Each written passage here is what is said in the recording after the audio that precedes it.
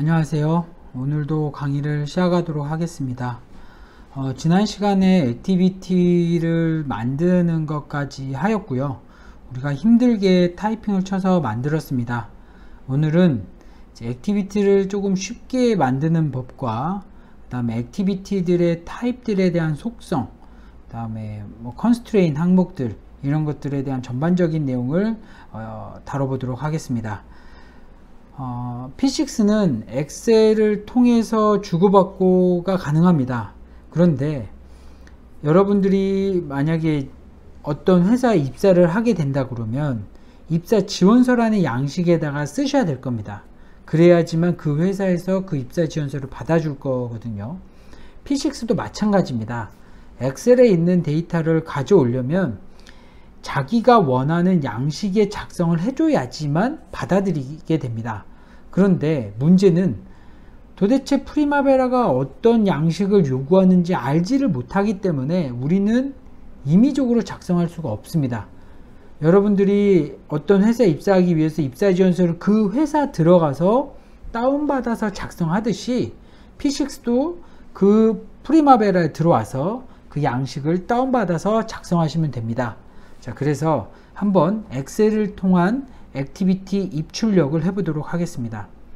자, 먼저 파일로 갑니다. 파일로 가서 익스포트를 누릅니다. 자, 이런 창이 뜹니다. 자, 여기 여러 개가 나오는데 기본적으로 XER은 프리마베라 파일이고요. 이 밑에 있는 스프레드시트라는 항목이 엑셀로 뽑아내는 항목입니다. 그래서 스프레드시트를 클릭하고 넥스트 누르겠습니다. 넥스트. 여러 개를 선택할 수 있습니다. 우리는 액티비티를 뽑아낼 거기 때문에 액티비티를 클릭하겠습니다. 액티비티 클릭. 넥스트. 자, 여기서 넥스트 하면 넘어가질 않습니다. 왜냐하면 익스포트 하는 프로젝트의 버튼이 안 눌러져 있죠. 여기. 그렇기 때문에 익스포트를 해당 프로젝트를 선택하고 이 상태에서 넥스트를 누르겠습니다. 넥스트. 자, 됐으면 템플릿을 만들어야 됩니다. 템플릿이 없는 상태에서 내보낼 수가 없어요. 이력서 양식을 A 타입을 원하는지 B 타입을 원하는지 C 타입을 원하는지 설정을 해줘야 회사에서 제공을 할 수 있습니다. 프리마베라가 똑같습니다. 너가 원하는 타입이 뭔지를 모르니까 템플릿을 만들어 주라는 거예요. 그래서 add 버튼을 누르겠습니다. add. 자, 그러면 기본적으로 하나가 뜹니다. 자, 그러면 우리는 엑셀 템플릿의 이름을 엑셀을 통한 액티비티 입출력이라고 적겠습니다. 입출력. 됐죠?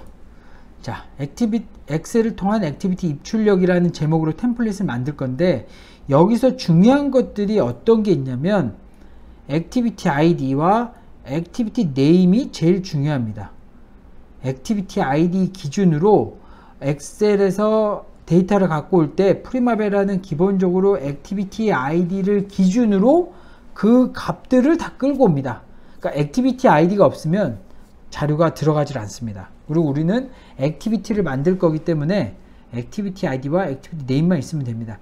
근데 기본 디폴트 세팅이 이거기 때문에 아무 문제 없이 그냥 바로 넥스트 OK를 누르도록 하겠습니다. 오케이. 자, 그럼 템플릿이 만들어졌고요. 넥스트, 피니시 누르면 파일이 나가게 됩니다. 파일은 일반적으로 문서에 있습니다. 문서에 보면은 M-액티비티라고 여기 나와 있습니다. 오늘자로 나와 있는데 액티비티를 열도록 하겠습니다. M-액티비티.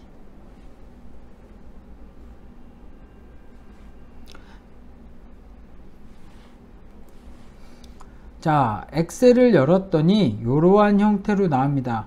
혹은 여러분들 열었는데 파일이 이렇게 축약이 되어 있으면은 요 위쪽에 요 삼각형 버튼을 클릭해서 A와 B 사이의 간격을 클릭하시면 자동으로 이렇게 늘어납니다. 자, 그러면 여기서 우리가 어떤 거를 바꿀지를 알려드릴게요. 우리가 바꾸려는 거는 자, 액티비티 네임에 있는 항목들을 추가를 할 겁니다. 자, 그래서 추가를 하도록 할게요. 자, 먼저 P6에서 내보낸 엑셀에서 어떤 템플릿인지 한번 보도록 하겠습니다. 자, 지금 템플릿이 나왔는데 1번 행과 2번 행은 여러분들이 손을 대시면 안 됩니다.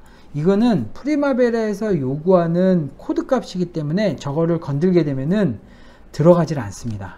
그렇기 때문에 그거를 그 해당 1번과 2번 행에 있는 거는 절대 손대지 않으셔야 됩니다. 두 번째는 여기 행에서 보면 여기 별표 쳐진 게 보입니다. 이렇게 별표 쳐진 게 보이죠?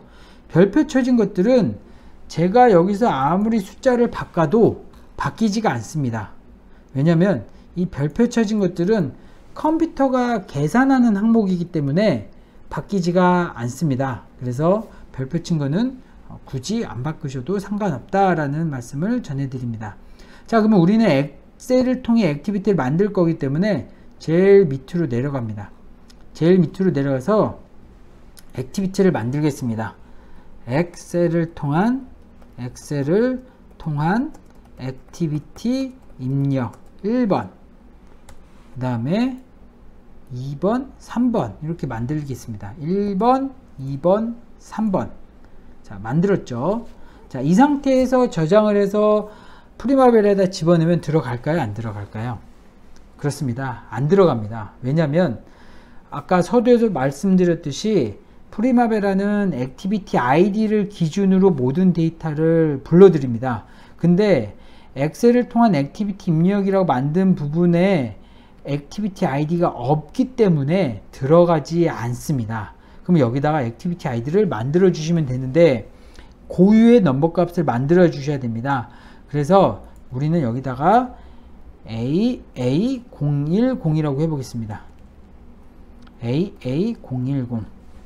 그러면은 그 다음 거는 AA020, 다음 거는 AA030. 자, 됐죠?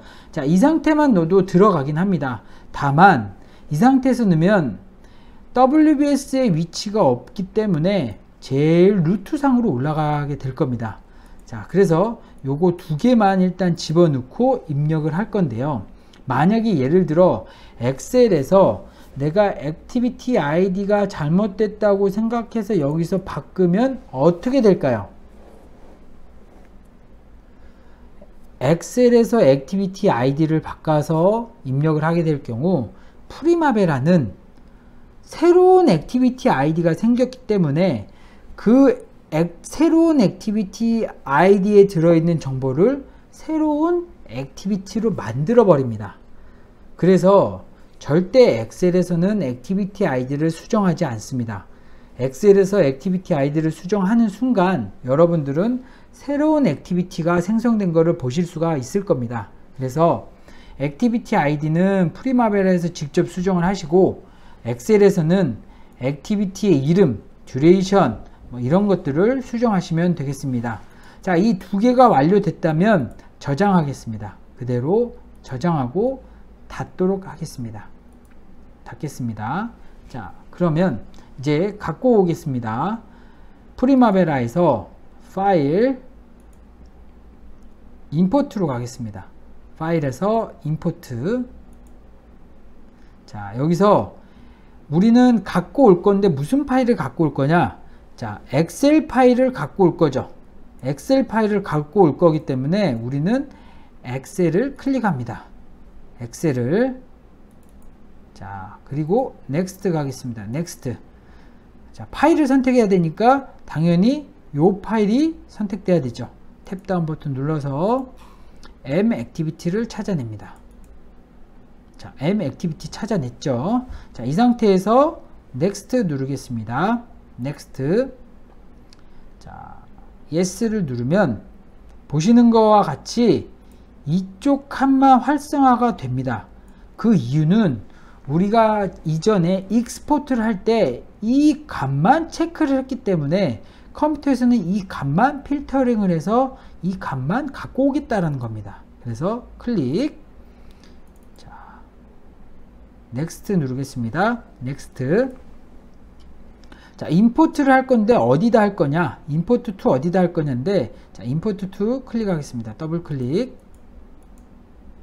더블 클릭해서, 자, 프로젝트를 선택해야겠죠. MG 브릿지를 선택하겠습니다. MG 브릿지 선택. 프로젝트를 선택하지 않으면 넘어가지 않습니다. 왜냐하면 그 엑셀에 있는 정보를 어디다 넣는 목적지가 없기 때문에 들어가질 않습니다. 그래서 입력을 하실 때 import to에 대한 항목을 꼭 기억하시기 바랍니다. 자, next. 자, 그럼 다 끝났습니다. 이 상태에서 finish 누르겠습니다. finish. 자, 그리고 close를 누르고 맨 위로 올라가서 확인해 보겠습니다. 자, 여기 만들어진 거 확인할 수 있습니다. AA010, 020, 030 이렇게 해서 세 가지가 만들어졌습니다. 그래서 액티비티는 사실 엑셀을 통해서 만들 수도 있고요. 직접 타이핑을 쳐서 만들 수도 있고요. 다른 동기나 다른 작업자가 프리마베라에다 작업을 해서 그 파일을 받아서 잘라서 넣을 수도 있습니다. 그래서 여러 가지 방법이 있으니까 여러분들이 기호에 맞게 활용하시면 되고, 이번 시간에 새로 만든 AA010, 020, 030은 삭제하도록 하겠습니다. 클릭해서 딜리트, yes 눌러서 삭제. 자, 원상복귀 시키겠습니다. 삭제하고 이제 교재로 다시 넘어와서 우리가 하나하나 보도록 하겠습니다. 자, 칼렌더는 우리가 나중에 입력을 할 겁니다. 아직 만들지 않았기 때문에 쭉 내려가겠습니다. 자, 94페이지입니다. 자, 94페이지를 보고 작업을 할게요. 자, 제일 처음에 프로젝트 시작이라는 액티비티를 클릭하겠습니다. 프로젝트 시작이라는 액티비티 클릭하면은 이 해당 선택된 액티비티의 디테일 창이 밑에 정보가 이렇게 나오게 됩니다. 이해되시죠? 내가 선택한 액티비티의 디테일 정보가 하단부에 나오게 됩니다. 자, 보면은 굉장히 많은 정보가 있습니다. 액티비티 타입, WBS, 듀레이션 타입, 컴플리트 타입, 액티비티 캘린더, 뭐 여러 가지가 있는데, 이런 게 있구나 알면 되겠습니다. 자, 그럼 이제 하나하나 가볼게요. 자, 먼저 액티비티 타입입니다. 액티비티 타입을 클릭을 하시면 총 6개의 타입이 나오는데, 크게 마일스톤과 레벨 오브 에포트와 리소스와 관련된 거, 그 다음에 썸머리, 태스크 디펜던트 이렇게 있습니다. 자, 그러면 마일스톤부터 보겠습니다. 마일스톤이라는 거는 스타트 마일스톤과 피니시 마일스톤이 있습니다. 스타트 마일스톤과 피니시 마일스톤은 어떤 특정한 날짜를 시작을 하거나 특정한 날짜에 종료가 돼야 될 때 쓰는 마일스톤으로서 듀레이션을 포함하고 있지 않습니다. 듀레이션이라 하면은 내가 어떠한 작업을 할 때 며칠이 걸린다 라고 하는 그 며칠이라는 작업 기간이 없어진다는 얘기입니다. 지금 프로젝트 시작이라는 액티비티는 느낌적으로 봐도 이거는 시작하는 액티비티구나, 착공이구나, 이거는 스타트구나, 스타트 마일스톤이구나, 이렇게 이해할 수 있어야 됩니다. 자, 그러면 액티비티 타입에서 스타트 마일스톤이 있기 때문에 스타트 마일스톤을 클릭하도록 하겠습니다. 클릭. 자, 클릭을 했는데 사실 여기서 뭐가 바뀌었습니다. 바뀌었는데 우리가 아직 위쪽 상단부를 세팅을 안 했기 때문에 여러분들이 잘 확인을 못 하시겠지만 한번 보시면 바뀐 부분이 일단 듀레이션이 0으로 바뀌었습니다. 듀레이션이 0으로 바뀌었습니다. 그리고 이 칼럼을 조금 옆으로 이렇게 끌고 가보면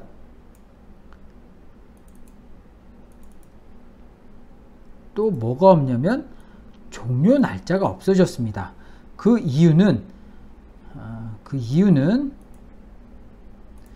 이 액티비티가 스타트 마일스톤이기 때문에 스타트 일정은 있지만 종료 일정이 사라진 겁니다. 만약에 내가 액티비티를 피니시 마일스톤으로 바꾸면 반대의 상황이 나타납니다. 왜? 종료의 마일스톤이기 때문에 스타트 일정이 없어지는 거겠죠. 근데 이름만 봐도 프로젝트 시작은 스타트 마일스톤이기 때문에 스타트 마일스톤으로 하겠습니다. 자, 그러면 이게 여기서 날짜만 바뀌는 것이 아니라 액티비티의 형태도 바뀝니다. 근데 지금 왼쪽 창에서 바뀐 항목이 오른쪽 창에 표현이 돼야 되는데 어디에 있는지 찾을 수가 없습니다. 그럴 때는 해당 액티비티를 오른쪽으로 마우스를 쭉 갖고 가서 그 똑같은 위치에 있는 간트 차트 창에 더블 클릭을 하겠습니다. 더블 클릭을 하면은 그 위치로 그 액티비티가 위치하게 됩니다. 그래서 어디 숨어 있었는지 모르는 액티비티가 내가 그 옆을 클릭했을 때 내가 클릭한 위치로 이동하는 걸 볼 수 있습니다.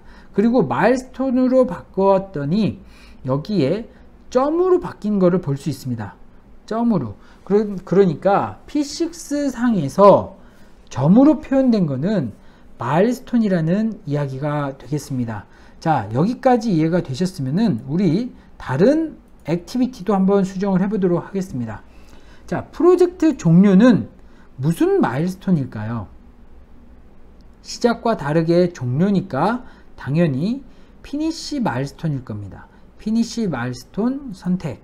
자, 그러면 피니시 마일스톤으로 바뀌었습니다. 자, 토공사 완료도 완료죠. 그래서 토공사 완료부터 마무리 공사 완료까지 모든 액티비티가 피니시 마일스톤입니다. 그런데 지금 보시고 계신 화면을 보면서 의아하신 분들이 있을 겁니다. 분명히 우리는 프로젝트 종료 시간을 16시로 잡았습니다. 그런데 지금 17시로 되어 있습니다. 자, 요거는 우리가 아직 칼렌더 작업을 하지 않았기 때문에 아직은 신경 쓰지 않아도 되는 부분이니 오해하지 마시고 날짜는 무시하고 작업을 하시면 되겠습니다. 자, 토공사 완료도 피니시 마일스톤, 기초공사 완료도 피니시 마일스톤, 구조물도 피니시 마일스톤, 다 피니시 마일스톤으로 바꾸겠습니다.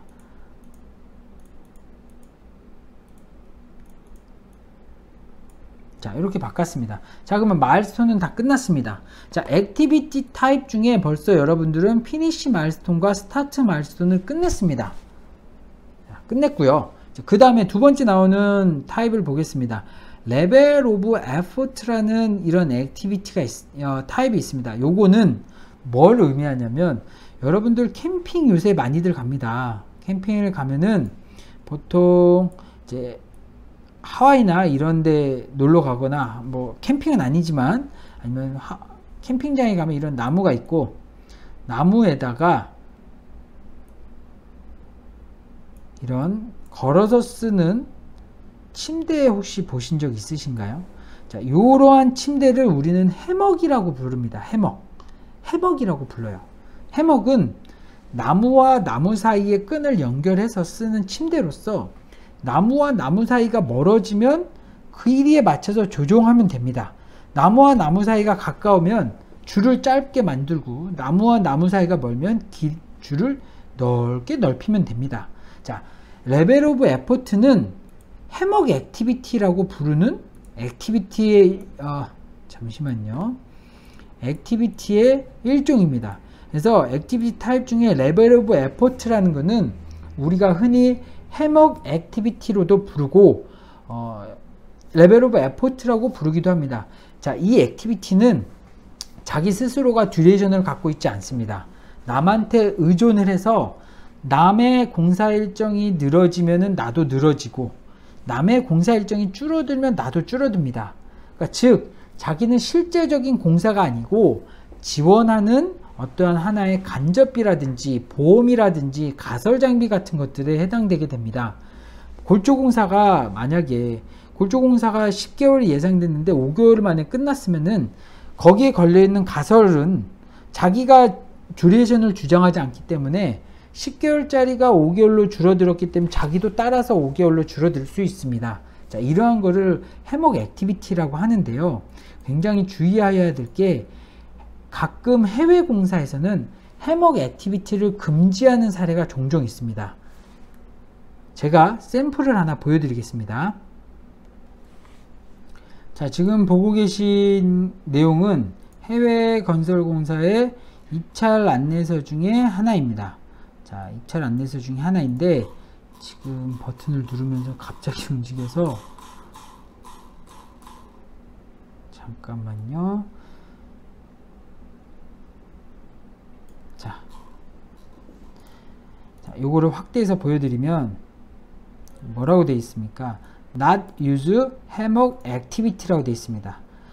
이 입찰 안내서에는 해먹 액티비티 쓰지 말라는데, 해먹 액티비티는 우리가 여기서 얘기하는 LOE라는 액티비티가 되겠습니다.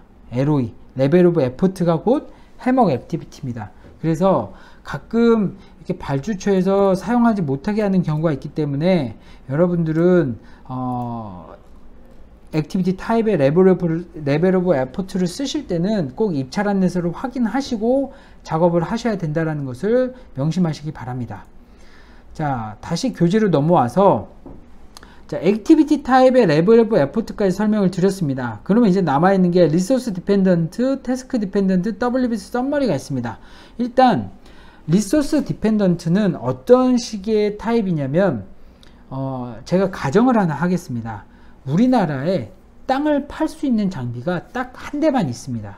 근데 그 한 대는 하루 일하고 하루 쉬고, 하루 일하고 하루 쉬고, 이렇게 하는 업체라고 해보겠습니다. 그러면 내가 공사 계획을 짤 때 내가 내 마음대로 공사 계획을 짤 수 없겠죠. 왜냐하면 우리나라에 단 한 대밖에 없는 장비인데, 그 장비는 무조건 하루 일하면 하루 쉬어야 된다고 하니까 그 장비의 스케줄에 맞춰서 우리가 움직여야 될 것입니다.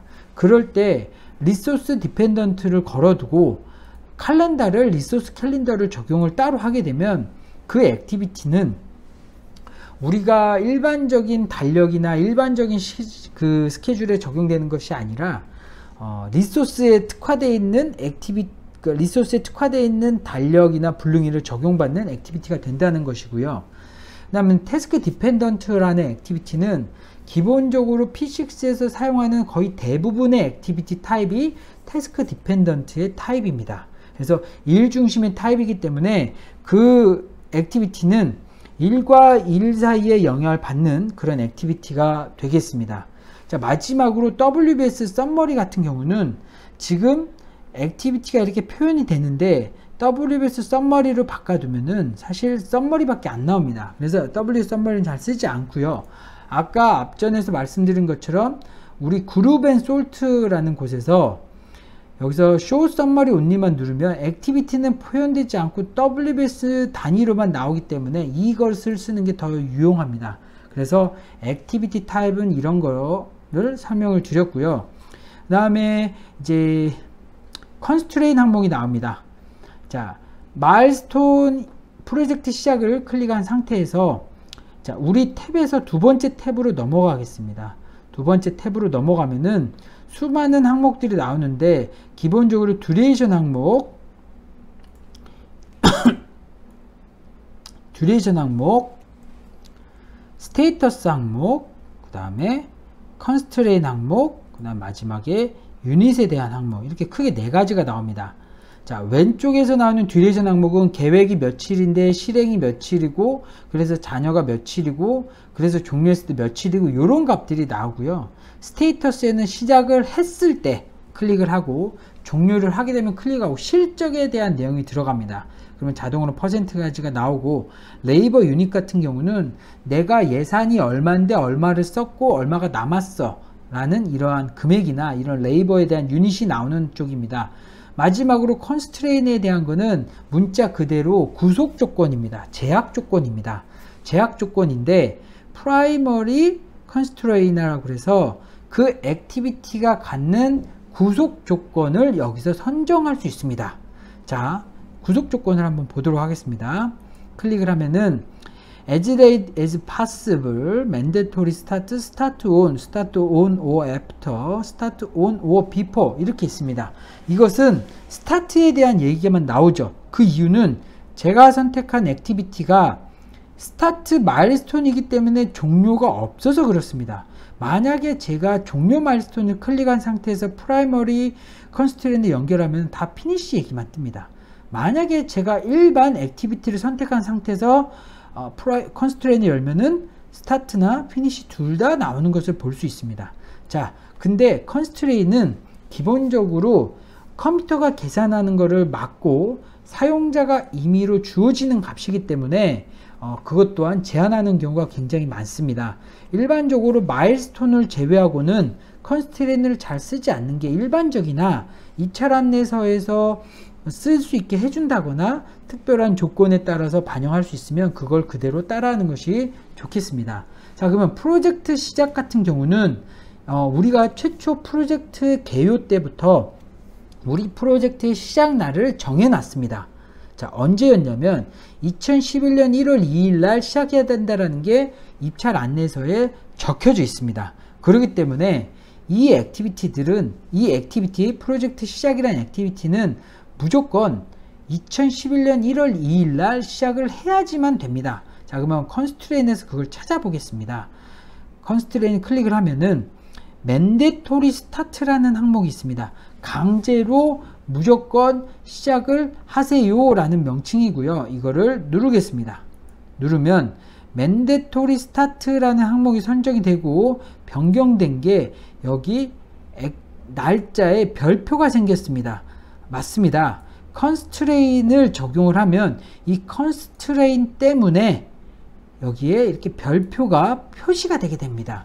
공종표에 별표가 표시가 되어 있다는 것은 컨스트레인이 걸려 있는 것으로서 우리가 작성을 할 때 그러니까 입찰 안내서를 위배할 수 있는 내용이 굉장히 많이 발생할 수 있기 때문에 공종표에 이런 구점, 컨스트레인이 있는 것은 조심하셔서 작업을 하셔야 될 것입니다.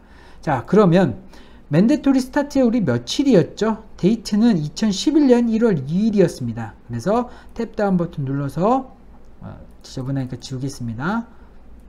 2011년 1월 2일을 선택하겠습니다. 2011년 1월 2일. 자, 선택했습니다. 자, 프로젝트 종료는 무조건 언제 끝나야 됐죠? 2011년 12월 31일 16시였습니다. 자, 그러면은 선택하겠습니다. 컨스트레인의 맨데토리 피니시 무조건 이때 끝나야지만 됩니다. 자, 해서 언제 끝난다고요? 2011년 12월 31일 몇 시라고요? 16시라고요. 16시로 바꿔주시면 됩니다. 16시를 바꾸셔야 됩니다. 여기 나와 있는 것처럼 17시 적으시면 안 돼요. 자, 셀렉트 눌러서 바꿨습니다. 아이고, 12월 31일인데 제가 12월 31일 됐죠? 자, 그러면 별표가 바뀐 거를 볼 수 있습니다. 별표가 바뀌었습니다. 나머지 마일스톤은 컨스트레인이 없습니다. 자, 그리고 컨스트레인 몇 개만 더 알려드리겠습니다. 일반 액티비티를 클릭을 하고 안전환경 서류라는 액티비티를 클릭하고 컨스트레인을 열어보면은 여기 as late as possible이라는 게 있습니다. 이건 뭐냐면 우리가 영어 공부를 할 때 as soon as possible은 많이 보셨을 겁니다. 가능한 빨리 해주세요. as late as possible은 가능한 늦게 하게 해주세요라는 의미입니다. 공사를 하다 보면은 CPM 주 공정선들이 있고 CP가 아닌 액티비티들이 존재를 합니다. CP가 아니다라는 것은 공사 끝날 때까지 내가 여유일이 있다라는 얘기죠. 자, 그런데 그러면 공사를 먼저 끝내고 놀 수 있습니다. 그 해당 공종에 대해서는. 근데 as late as possible을 적용하게 되면 먼저 놀고 나중에 일하는 그런 구조로 바뀌게 됩니다. 뒤쪽에 놀 수 있는 기간을 앞쪽으로 당기고 공사에 지장이 없게끔 내가 가장 늦게 하는 공종으로 바뀌게 되는 것이죠. 자, 그래서 as late as possible은 그때 쓰이고요. finish on부터 여러 가지 항목들이 있는데 이거는 사용하면서 점점점 알아가시는 게 좋고 여기에 구체적으로 내용은 나와 있습니다. 하지만 쉬운 내용이 아니기 때문에 읽고 넘어가는 것에서 그냥 마치도록 하겠습니다. 먼저 finish on입니다. finish on은 해당 날짜에 완료해야 한다는 의미입니다. 토탈 플롯에 영향을 주지만 finish date의 선행에 의해 변경이 되죠. finish on or after는 그 날 끝나거나 그 날 이후에 끝나면 된다라는 얘기고요. finish on or before는 그 날짜에 끝나거나 그 날짜 전에 끝나야 된다라는 겁니다.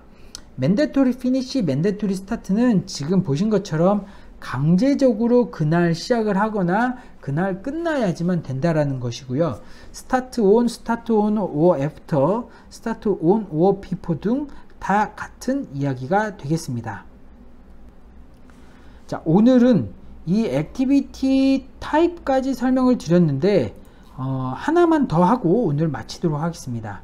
자, 다시 제너럴로 넘어와서 마일스톤이 아닌 일반 액티비티를 클릭한 상태에서 듀레이션 타입이란 것을 보면은 4가지의 항목이 나옵니다.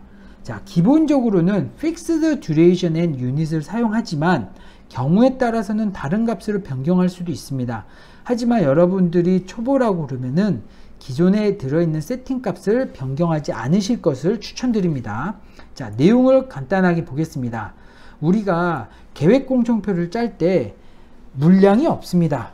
물량도 없고 듀레이션도 없습니다. 이럴 때 내가 물량을 내가 만들 것이냐, 스케줄이 변경되는 것에 따라서 물량을 반영할 것이냐, 이런 얘기거든요. 그래서 그 내용을 한번 보겠습니다. 첫 번째, Fixed Duration and Unit. 이 설정은 일반적으로 가장 많이 쓰이는 설정입니다. 유닛이나 듀레이션 값이 각각 고정되어 있습니다. 즉 뭐냐면 제가 선을 하나 긋겠습니다. 자, 요거는 옆에다가 빈칸을 하나 두고, 자, 선을 하나 제가 그어 두겠습니다. 두고 이쪽에는 일정, 이쪽에는 물량 했습니다. 자, 이게 뭐냐, 일정이 수정된다고 해서 물량한테 반영되지 않습니다. 물량이 수정된다고 해서 일정에 반영되지 않습니다. 이게 지금 여러분 보시는 이 Fixed Duration and Unit입니다. 이 항목이 이 내용입니다. 자, Fixed Duration and Unit per Time은 유닛은 변경하여도 듀레이션은 변경되지 않습니다. 그러니까 액티비티에 반영되어 있는 물량이 변경된다고 일정이 바뀌지 않습니다. 자, 여기다 제 선을 하나 더 그어 둘게요. 혹시 헷갈리시니까 이렇게 그어 두겠습니다. 이것도 살짝만 지워서 저 위에다 다시 적어 드릴게요. 물량. 자, 그런데 일정을 바꾸면 물량이 바뀝니다. 일정을 바꾸면 듀레이션이 변경되면 그 비율에 따라서 유닛이 바뀌게 됩니다. 즉, 내가 듀레이션이 5일이고 물량이 5개였습니다. 물량을 10개로 늘린다고 듀레이션이 바뀌지 않는데 듀레이션을 10일로 늘리면 5개가 10개로 늘어나는 겁니다. 이런 식으로 계획할 때 내가 듀레이션을 늘리면 물량이 자동으로 늘어나야 돼 라고 하면 이 옵션을 선택하면 됩니다. 그게 두 번째 옵션입니다. 자, 세 번째 옵션은 반대입니다. 일정이 바뀐다고 물량이 바뀌지 않습니다. 그런데 물량이 바뀌면 일정이 바뀝니다. 즉, 내가 5일짜리 액티비티가 10일로 바뀌면 물량이 바뀌지 않습니다. 그런데 물량이 5개였는데 10개로 늘리면 그 비율에 맞춰서 듀레이션이 바뀌는 것이 바로 이 항목이 되겠습니다. 자, 제일 마지막에 있는 거는 일정이 바뀌어도 물량이 바뀌고 물량이 바뀌어도 일정이 바뀝니다. 근데 사실 실무에서는 요것을 제일 많이 씁니다. 요게 제일 많습니다. 왜냐하면 듀레이션의 계획이나 물량의 계획은 작업자가 수행하기 때문입니다. 그래서 굉장히 어려운 내용이긴 하지만 기본적으로 우리 P6에서는 특별한 경우가 아닌 한 이 듀레이션 타입은 바뀌지 않습니다. 그래서 오늘은 액티비티에 대해서 기본적으로 모든 내용을 알려드렸고요. 다음 시간에는 그렇다면 액티비티의 듀레이션을 어떻게 구하는지에 대해서 알려드리도록 하겠습니다. 수고하셨습니다.